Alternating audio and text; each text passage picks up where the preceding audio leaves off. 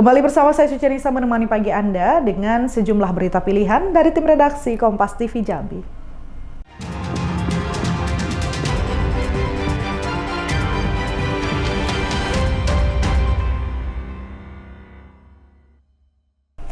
Provinsi Jambi salah satu daerah penghasil kelapa. Selama ini, kelapa hanya digunakan untuk santan saja.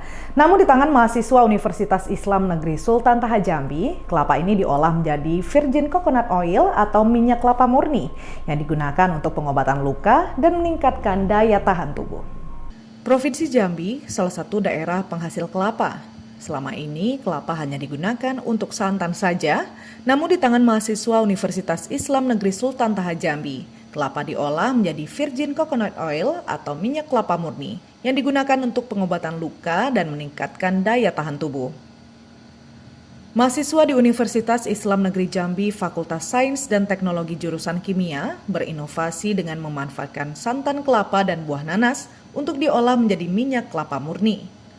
Proses pembuatannya, santan kelapa murni yang didiamkan selama 2 jam untuk pemisahan antara santan murni dan air. Proses pembuatannya, santan kelapa murni yang didiamkan selama 2 jam untuk pemisahan antara santan murni dan air. Setelah pemisahan santan murni didiamkan selama 24 jam.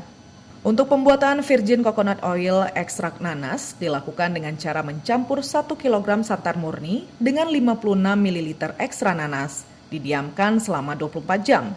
Selanjutnya, minyak kelapa murni dan minyak kelapa ekstrak nanas dilakukan pengujian di laboratorium kampus UIN Jambi untuk melihat khasiat dan manfaat dari minyak kelapa tersebut. Bahan baku yang kita gunakan di sini itu cuma santan murni. Nah, bagaimana kami memperoleh santan murni tersebut itu kami beli santannya dari pedagang-pedagang santan, kemudian dipisahkan selama 2 jam itu untuk memisahkan santan murni tersebut dengan air. Kami di sini melakukan 2 treatment. Yang pertama untuk santan original itu kami langsung mendiamkannya selama 24 jam, sedangkan untuk penambahan ekstrak nanas itu kami menggunakan nanti santan murninya itu kami tambah ekstrak nanas. Nah, ekstrak nanas yang kami gunakan di sini itu setiap 1 kg ekstrak nanas itu 1 kg santan itu kami menggunakan 56 ml ekstrak nanas. Untuk mendukung kegiatan mahasiswa dalam pengembangan ilmu, Universitas Islam Negeri Sultan Taha Jambi menyediakan peralatan yang lengkap di laboratorium. Adik-adik mahasiswa sedang melakukan kuliah kerja nyata secara mandiri.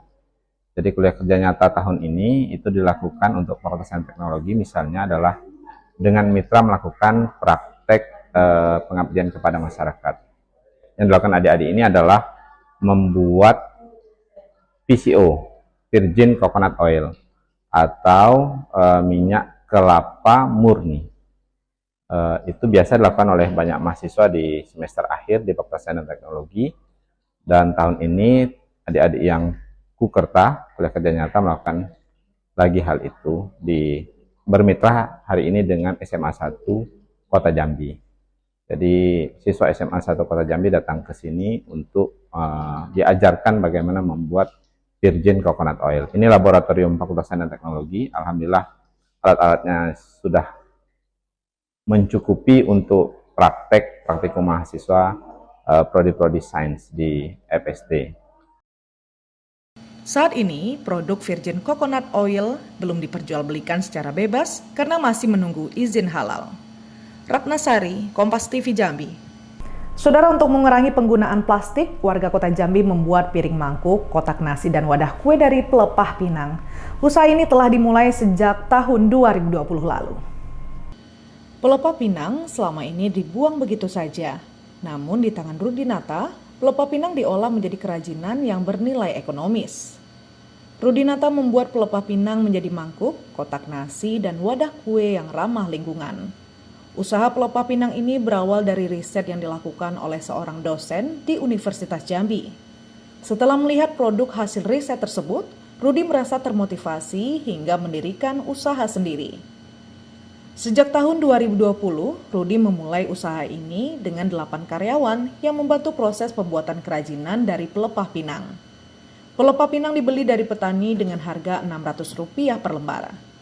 Di rumah Jambe, mereka membuat piring, mangkok, hingga kotak nasi dan wadah kue dari pelepah pinang. Untuk harga jual mulai dari Rp2.000 sampai Rp3.000 per satu unit. Dalam sebulan, Rudi bisa menghasilkan uang mulai 3 juta hingga 5 juta rupiah. Perkenalkan, saya Rudi dari Rumah Jambe. Saya sebagai Direktur Utama di PT Rumah Jambe Citra Lestari. Sebenarnya bisnis ini berawal dari riset di dosen di Universitas Jambi, itu ada Pak Dr. Syahrial. Nah, kebetulan Bapak tersebut melakukan riset di laboratorium tempat saya bekerja sebelumnya gitu. Nah, melihat produk yang dibuat oleh Bapak inilah saya kepikiran untuk seperti ini adalah pengganti dari piring plastik dan styrofoam yang menjadi permasalahan lingkungan. Nah, di Rumah Jambe ini kegiatan kita adalah memproduksi dan memasarkan piring Jambe sesuai dengan kata Jambe itu sendiri yang berarti pinang. Jadi kegiatan kita adalah membuat piring dari pelepah pinang yang food grade dan juga ramah lingkungan. Nah, usaha Rumah Jambe ini sudah dimulai sejak tahun 2020 sebelum pandemi COVID-19. Karyawan yang kita punya sekarang ada 8 orang untuk di bagian produksi dan juga untuk di preparasi bahan baku. Memang usaha ini berawal berkembangnya itu dari lingkungan kampus, jadi yang terlibat di bagian produksi itu adalah beberapa orang mahasiswa dan juga beberapa orang alumni dari kampus Unja Pondok Meja. Kita punya 10 varian produk yang terdiri dari beberapa bentuk piring dan juga mangkok. Awal berdiri itu kita cuma punya ada 5 varian produk. Waktu itu ada beberapa ukuran varian piring yang kecil dan juga ada satu ukuran piring yang besar. Ini, jadi kita punya produk ini yang take away, ini seperti semacam lunchbox seperti itu. Jadi sudah ada tutupnya. Jadi ini kita bisa menyesuaikan untuk paper belt-nya ini tergantung dari yang order ke kita. Misalnya contoh itu dari restoran apa gitu, jadi kita bisa tinggal menyesuaikan paper belt-nya ini sesuai dengan nama brand mereka. Jualannya kita online di Tokopedia dan Shopee, kemudian juga di WhatsApp bisnis gitu. Jadi untuk pembeli sendiri itu datang dari mayoritas dari Pulau Jawa dan Bali. Harganya cukup terjangkau, harganya cuma hanya di kisaran 2.000 sampai 3.000-an per satu piece-nya. Penjualan sendiri sebenarnya masih agak sedikit problem juga karena tidak selalu rutin terjual di setiap bulannya seperti itu. Ya rata-rata di kisaran 3 sampai 5 jutaan lah. Saat ini semua produk dari Rumah Jambe bisa dibeli melalui marketplace dan juga bisa pesan langsung ke rumah produksi Rumah Jambe. Ratna Sari, Kompas TV Jambi. Saudara warga Desa Ibru, Kecamatan Mestong, Kabupaten Muaro Jambi memproduksi pupuk kompos yang ramah lingkungan. Dalam 1 bulan bisa memproduksi 50 ton pupuk kompos organik dengan harga lebih murah dibanding pupuk kimia. Pupuk kompos telah menjadi salah satu solusi utama dalam pertanian berkelanjutan. Tidak hanya ramah lingkungan, tetapi juga memberikan manfaat ekonomi yang signifikan bagi petani dan masyarakat luas. Pupuk kompos sebagai solusi ramah lingkungan adalah kemampuannya dalam mengelola limbah organik. Limbah organik dan limbah perusahaan yang seharusnya menjadi sampah bisa diubah menjadi pupuk yang bermanfaat. Bahkan warga Desa Ibru, Kecamatan Mestong, Kabupaten Muaro Jambi memproduksi pupuk kompos yang ramah lingkungan. Dalam 1 bulan bisa memproduksi 50 ton pupuk kompos organik dengan harga lebih murah dibanding pupuk kimia. Produksi kompos organik menggunakan bahan dari limbah abu perusahaan sawit dan limbah peternakan ayam bertelur. Proses pembuatan pupuk kompos organik ini dimulai dari penyediaan bahan baku, melakukan proses inkubasi sampai 7 hari untuk menghidupkan mikroba agar bahan baku tercampur. Setelah itu dilanjutkan ke proses inkubasi kedua selama 15 hari dan siap untuk panen. Pupuk kompos organik ini tidak menjual bobot air, tapi menjual pupuk murni dengan kualitas unggul. Kelebihan pupuk kompos organik yaitu pada musim kemarau lebih cepat serap pupuk, sedangkan pupuk kimia tidak mampu serap dengan cepat karena air di tanah kurang. Selain itu, pupuk kompos juga sangat hemat biaya mencapai 50% dan kurangi pencemaran. Tanaman lebih subur dan tanah tetap subur.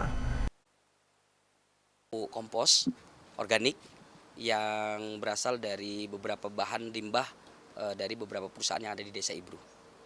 Untuk bahan yang kita gunakan itu berasal dari beberapa perusahaan yang saya sebut tadi. Yang pertama adalah kita menggunakan limbah dari pabrik kelapa sawit itu ada abu dan solid. Kemudian ada juga dari pabrik peternakan ayam petelur, yang kami manfaatkan adalah limbah feses ayam. Untuk penggunaan pupuk kompos ini memiliki beberapa keunggulan. Yang pertama, bahwa kita wabil khusus di daerah Provinsi Jambi dan umumnya di Indonesia, kita menemui beberapa musim, yaitu bisa kita katakan musim kemarau. Nah, di saat musim kemarau ini pupuk kimia tidak mampu terserap secara cepat, karena memang kadar air yang ada di dalam tanah kurang. Nah, sehingga solusi atau keunggulan dari pupuk kompos ini adalah pupuk yang mampu digunakan pada saat musim kemarau. Kemudian yang kedua, hemat biaya. Kemudian yang ketiga, mengurangi pencemaran lingkungan. Kemudian kalau di tanaman sendiri itu memiliki keunggulan, tanaman akan terus makan di dalam tanah, karena pupuk kompos ini slow release atau lambat tersedia di dalam tanah tapi terus ada di dalam tanah, sehingga tanaman kita itu lebih baik, subur, tanpa cepat kehilangan dari unsur hara yang ada dalam tanah. Untuk pemasaran kita saat ini ada 2 wilayah besar, yaitu Jambi dan Sumsel, Sumatera Selatan, jauh lebih irit. Kemudian nanti penggunaan dari pupuk kompos ini per tahun hanya lebih kurang 1-2 kali saja. Untuk harga 1 karung pupuk kompos organik Rp115.000 per karung. Saat ini penjualan sudah ke Sumatera Selatan dan Riau. Jumadi, Kompas TV Jambi. Gerabah atau kendi merupakan kerajinan dari tanah liat yang digunakan untuk dunia medis di Provinsi Jambi, yaitu untuk ari-ari bayi yang baru dilahirkan. Tentunya bisa menghasilkan uang puluhan juta rupiah dalam 1 bulan, seperti yang dilakukan oleh Supangkat, warga Kelurahan Bakung, Kota Jambi. Supangkat warga RT 44, Kelurahan Bakung Jaya, Kecamatan Palmerah, Kota Jambi. Salah satu perajin gerabah atau kendi dari tanah liat. Usaha yang ia tekuni ini sejak puluhan tahun silam sudah mulai menuai hasil dan banyak pemesanan, baik dalam Kota Jambi maupun luar Kota Jambi. Kendi atau gerabah buatan Supangkat ini banyak dipesan rumah sakit dan bidan yang ada di Provinsi Jambi.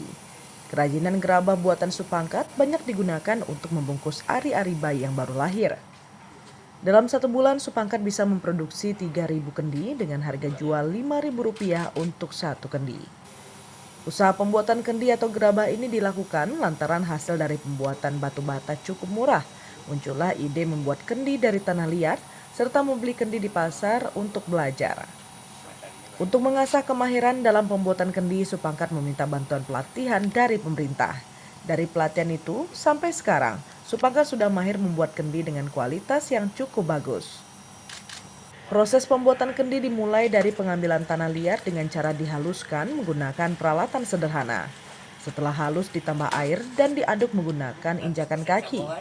Setelah selesai diaduk merata, tanah liat langsung diambil dan diolah menggunakan kursi yang sudah disiapkan untuk membentuk kendi dan penutupnya. Setelah selesai, proses pembentukan langsung dijemur sampai kering. Kendi yang sudah kering langsung dibakar selama 8 jam di tungku yang sudah disiapkan. Kendi yang kering dibakar dan didinginkan agar kualitasnya bagus dan tahan. Namun saat ini kendala yang dihadapi perajin kendi ini adalah faktor cuaca.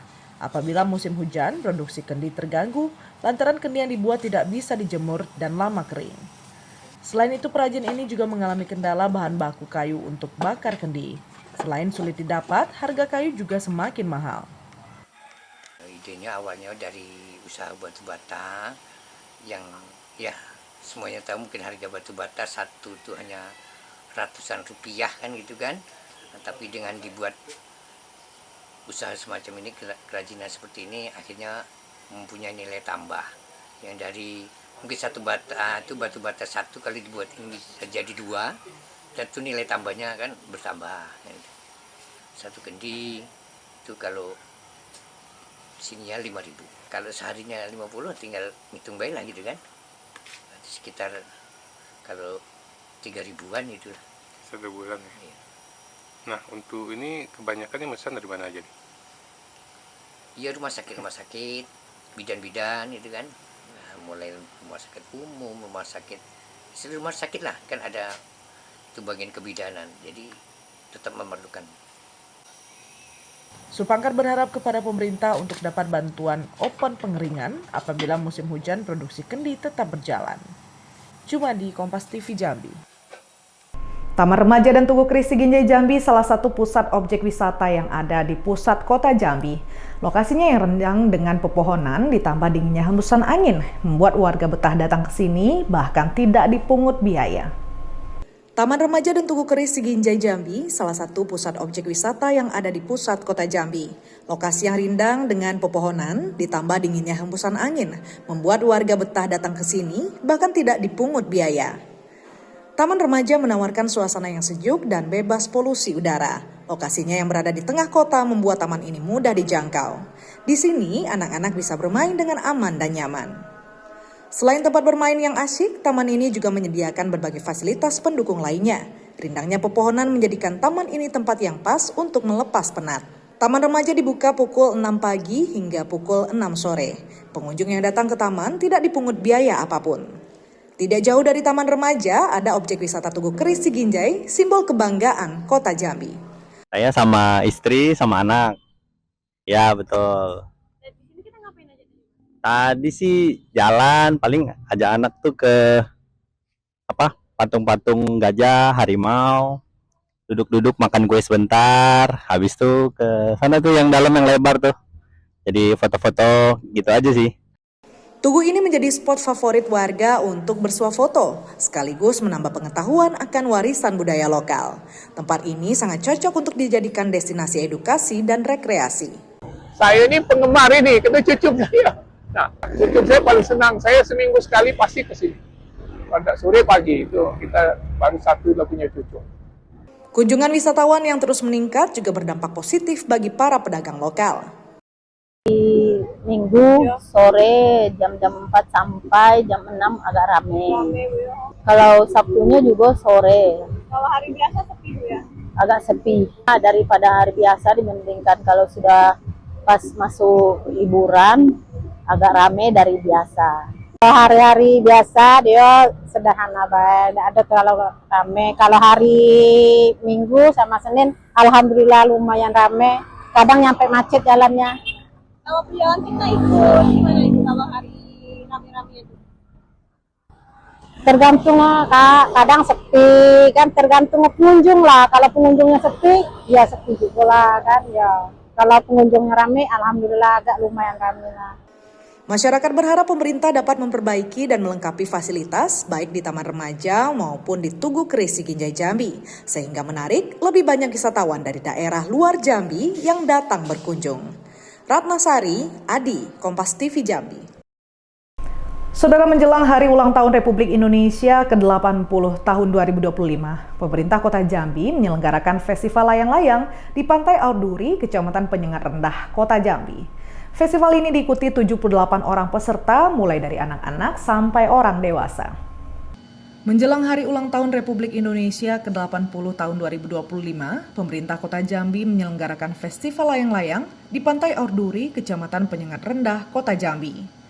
Festival ini diikuti 78 orang peserta dari anak-anak sampai orang dewasa.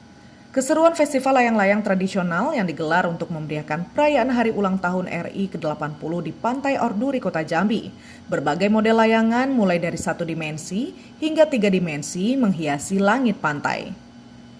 Beberapa layangan memiliki warna merah putih dan gambar burung Garuda sebagai negara Republik Indonesia. Festival ini menjadi bentuk perayaan Hari Kemerdekaan yang penuh semangat. Festival layang-layang tradisional ini merupakan kali pertama yang diselenggarakan oleh pemerintah Kota Jambi dalam rangka menyemarakan Hari Kemerdekaan Republik Indonesia. Jadi penilaian kita itu ada 2 kategori, di darat dan di udara gitu ya. Di darat itu kreativitasnya maksimal 30%, dan ketika di atas itu kemampuan layang-layangnya bisa terbang gitu, itu 30%. Jadi 30-70. Kalau misalnya dia bagus tapi nggak bisa terbang ya, itu dong gitu. Kalau misalnya dia sederhana tapi bisa bagus, dan utamanya juga sesuai dengan temanya, tema HUT RI ke-80 78,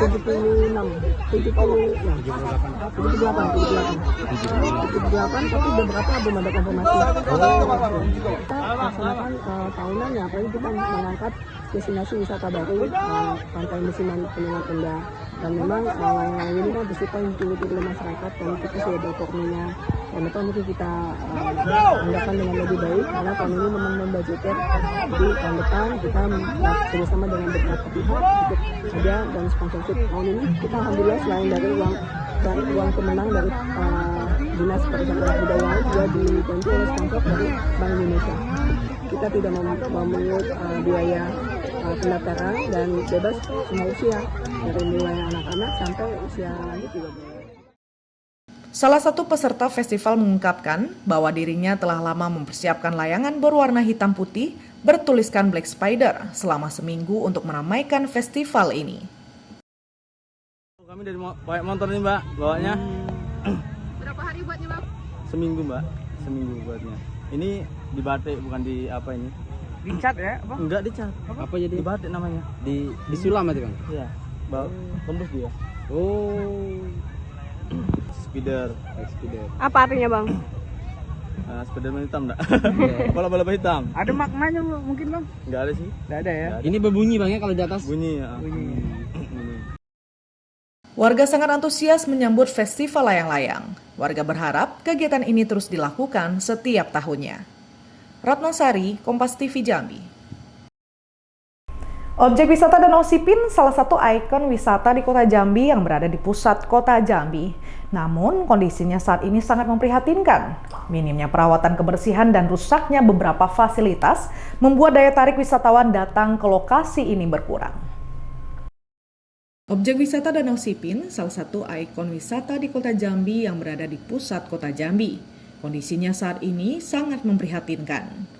Minimnya perawatan kebersihan dan rusaknya beberapa fasilitas membuat daya tarik wisatawan datang ke lokasi berkurang. Sebelumnya, objek wisata Danau Sipin Kota Jambi ramai dikunjungi warga, mulai dari Kota Jambi dan luar Provinsi Jambi. Namun sekarang kondisinya sangat sepi. Bahkan perahu wisata yang banyak digunakan untuk keliling danau sekarang lebih banyak parkiran dan sunyi. Selain itu, sampah plastik menumpuk di beberapa titik di danau. Bahkan rumput liar tumbuh tidak beraturan di area yang seharusnya menjadi jalur pejalan kaki. Wah, bagus sih, ada orang latihan perahu, ada bebek-bebekan.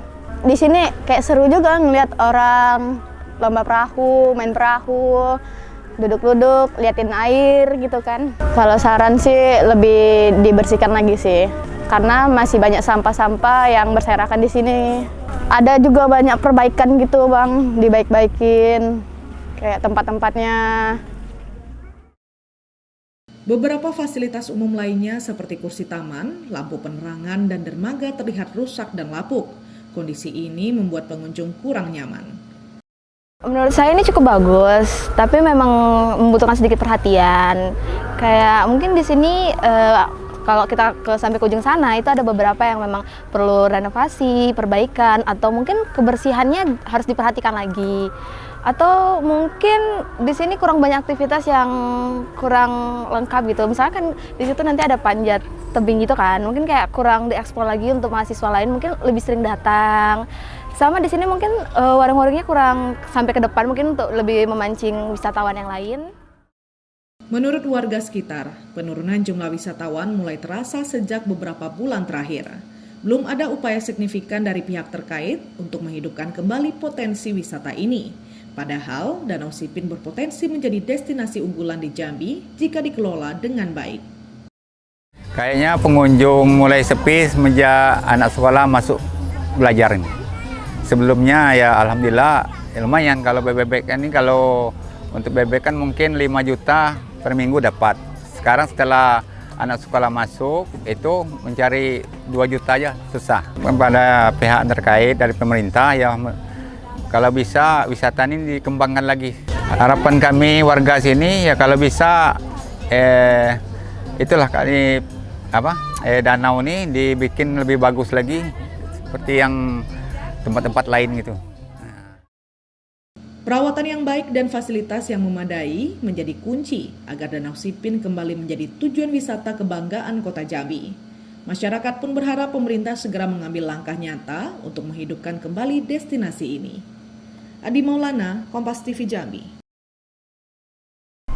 Saudara, liputan tadi sekaligus menjadi penutup perjumpaan kita dalam Kompas Jambi kali ini. Saya Suci Nisa mewakili seluruh tim redaksi yang bertugas undur diri dan berterima kasih atas perhatian Anda. Sampai jumpa. Kompas TV, independen, terpercaya.